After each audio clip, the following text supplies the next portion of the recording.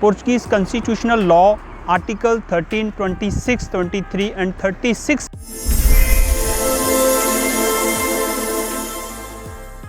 CIS Regulation 1860, 1861 and 1862.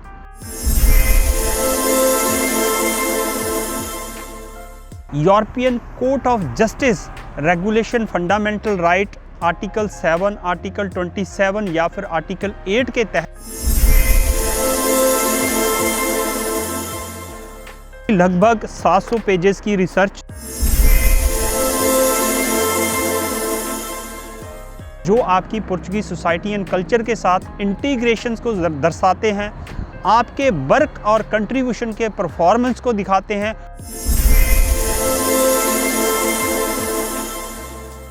और आपके human rights को भी दर्शाते हैं।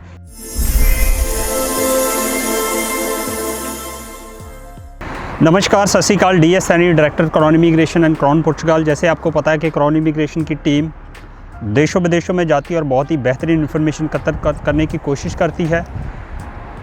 सिस अलर्ट से अफेक्टेड लोग जो कि पुर्तगाल में लंबे समय से काम कर रहे हैं इकोनॉमिक रोल भी बड़ा निभाते हैं, तो वो वर्कर लोग जो पुर्तगाल के अंदर में सिस अलर्ट में नाम आने के कारण अफेक्टेड हो सकते हैं।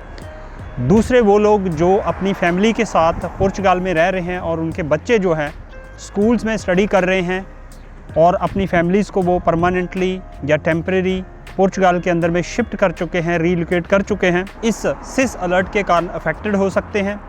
तीसरे वो लोग जो पुर्तगाल के अंदर में स्मॉल और लार्ज स्केल के बिजनेसेस कर रहे हैं, as an entrepreneur role perform कर रहे हैं, तो वो लोग भी इस सिस अलर्ट्स के कारण अफेक्टेड हो सकते हैं। तमाम वो लोग जो पुर्तगाल की सोसाइटी एंड कल्चर के साथ इंटीग्रेट हो चुके हैं, अपनी होम या रेजिडेंस कंट्री से अपने बिज़नेस को वाइंड अप करके एक अच्छे फ्यूचर के लिए पुर्तगाल के अंदर में इंटीग्रेट हो रहे हैं, तो वो लोग भी इस सिस अलर्ट के कारण अफेक्टेड हो सकते हैं। लगभग 700 पेजेस की रिसर्च जो हमारी टीम की ओर से की गई है, 700 पेजेस से ज़्यादा की समरी को हमने समराइज़ किया और उसमें से लगभग हमने 10 से 12 लॉ और 15 से 20 ऐसे आर्टिकल्स यूरोपियन यूनियन के, सिस रेगुलेशंस के या फिर पुर्तगाल के जो कि आपको प्रोविज़न, आपको राइट्स देते हैं सिस अलर्ट में नाम होने के बावजूद भी रेजिडेंसी कार्ड जो है अवेल करने के लिए। सबसे पहले सिस रेगुलेशन 1860, 1861 एंड 1862, इस रेगुलेशन के अंदर में काफ़ी ऐसे आर्टिकल्स एंड प्रोविज़न्स हैं जिसके तहत आप पुर्तगाल का रेजिडेंसी कार्ड अवेल कर सकते हैं। इवन आपका सिस अलर्ट में नाम है, जैसे कि आर्टिकल 14.2, आर्टिकल्स 27 एंड आर्टिकल 9, ये लॉ प्रोविजंस हैं सिस रेगुलेशन 2060, 61 एंड 62 के तहत। पोर्चुगीज़ इमिग्रेशन रेगुलेशन 2007 के तहत आर्टिकल 77 या फिर आर्टिकल 122 और 123 वो एक लॉ और प्रोविज़न है जिसके तहत आप पुर्तगाल के अंदर एक्सेप्शनल सिचुएशंस और इंटीग्रेशंस के प्रूफ देते हुए रेजिडेंसी कार्ड जो है अवेल कर सकते हैं।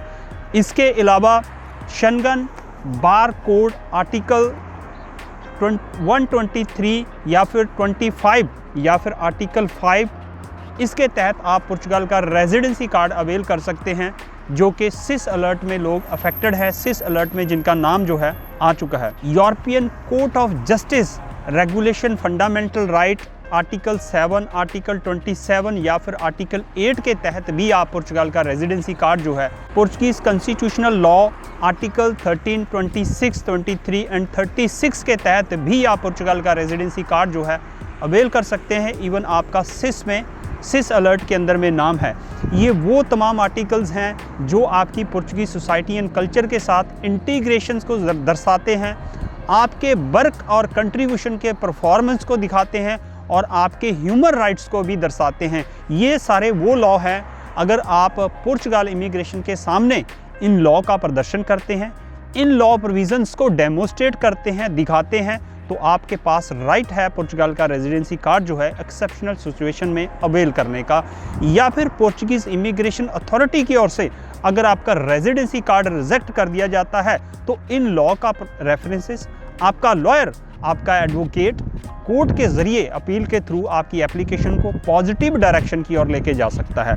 अगर आप इन लॉ को खुद से थॉरली स्टडी करते हैं, या फिर अपने लॉयर्स को इन लॉ का रेफरेंसेस देते हैं, तो आपको पुर्तगाल का रेजिडेंस लेने में और आपके राइट की डिफेंस करने के लिए ये तमाम राइट जो लॉ है यूरोपियन यूनियन, पोर्चुगीज़ अथॉरिटीज़ और नेशनल लॉ और सिस रेगुलेशन के तहत ही डिज़ाइन किए गए हैं। इसी तरह के और तमाम और बेहतरीन वीडियो लेके हम लगातार आप तक हाज़िर होते रहेंगे। तब तक के लिए मुझे यानी कि DS सैनी को दीजिए इजाज़त।